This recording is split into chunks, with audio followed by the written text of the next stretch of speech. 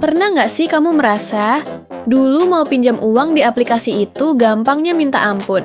Tinggal foto KTP, selfie, sambil kedip, 5 menit kemudian saldo rekening nambah. Tapi coba deh sekarang, banyak dari kita yang curhat. Kok pengajuan saya ditolak terus ya? Atau, kenapa limit saya tiba-tiba dipangkas padahal nggak pernah telat bayar? Selamat datang di tahun 2026, di mana era bakar uang dan obral pinjaman resmi berakhir. Pintu yang dulunya terbuka lebar, sekarang dijaga ketat sama satpam digital yang super galak. Pertanyaannya, apa yang sebenarnya terjadi di balik layar aplikasi kesayangan kamu? Apakah industri ini sedang sekarat atau mereka justru lagi bersih-bersih?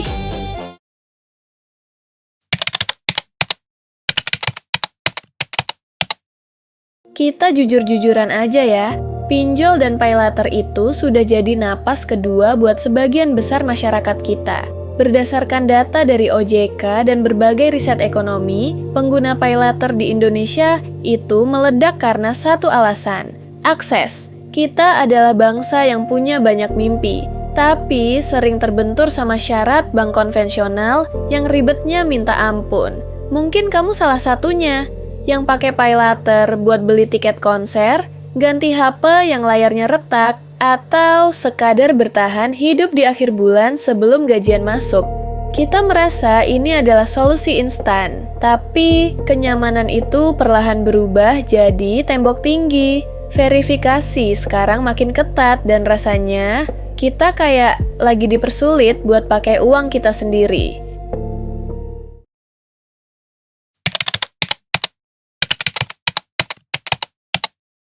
Kenapa mereka jadi pelit?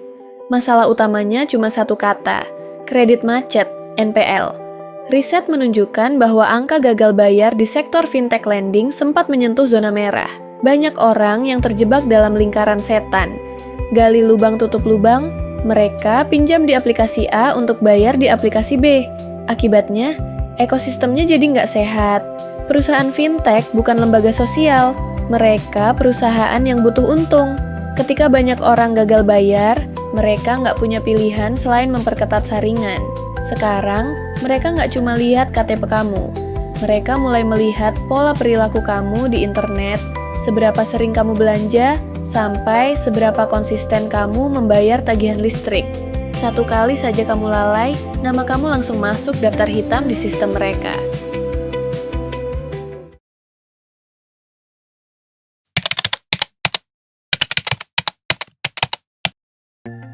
Tapi, ini plot twistnya.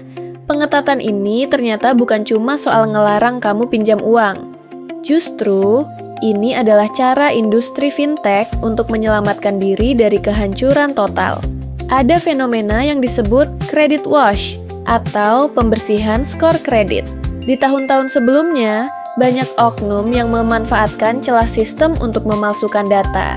Nah, di tahun 2026 ini, OJK mewajibkan semua platform terhubung ke Pusdafel, Pusat Data Fintech Lending, yang terintegrasi dengan SLIK OJK. Artinya apa? Kamu nggak bisa lagi lari. Dulu, kamu bisa nakal di satu aplikasi dan masih bisa pinjam di aplikasi lain. Sekarang, begitu kamu merah di satu tempat, seluruh pintu di ekosistem keuangan Indonesia tertutup buat kamu. Bahkan, pengetatan ini kabarnya melibatkan AI yang bisa mendeteksi apakah foto KTP kamu asli atau hasil editan AI juga. It's a war of algorithms now.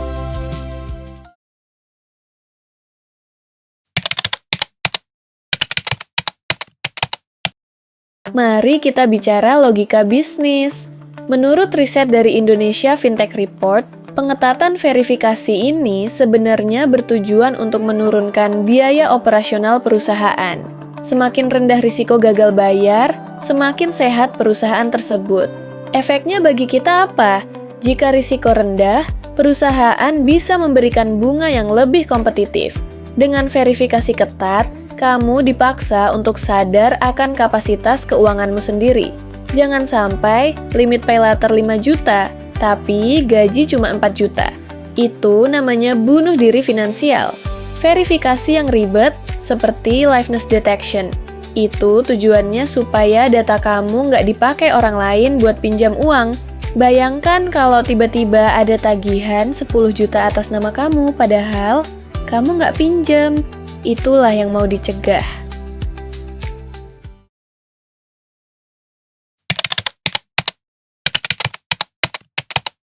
Kita tahu, ditolak itu rasanya nggak enak. Apalagi kalau kita lagi butuh banget buat keadaan darurat. Ada rasa malu, marah, dan bingung. Kita merasa seperti sistem ini nggak adil. Tapi coba kita lihat dari sisi lain. Pengetatan ini sebenarnya adalah bentuk perlindungan yang menyakitkan. Mungkin dengan ditolaknya pengajuanmu hari ini, kamu sedang diselamatkan dari beban hutang yang bakal menghancurkan kesehatan mentalmu tahun depan. Banyak orang yang hidupnya hancur, hubungan keluarganya retak, hanya karena godaan klik cair yang terlalu gampang. Terkadang, jawaban tidak dari sebuah aplikasi adalah alarm yang kita butuhkan untuk berhenti sejenak dan menata ulang keuangan kita.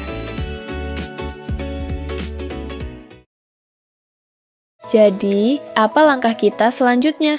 Di era verifikasi ketat ini, skor kredit adalah reputasi barumu. Uang bisa dicari, tapi kepercayaan sistem keuangan itu mahal harganya. Mulai sekarang, perlakukan setiap cicilan, sekecil apapun itu, dengan serius. Jangan biarkan tunggakan Rp100.000 menghalangi mimpi besar kamu untuk ambil KPR atau modal usaha di masa depan. Gunakan teknologi ini sebagai alat untuk melompat lebih tinggi, bukan sebagai jebakan yang bikin kita jatuh. Ingat, di dunia digital saat ini, kamu adalah apa yang kamu bayar. Jadi, apakah skormu sudah cukup baik untuk hari esok? Coba tulis di kolom komentar.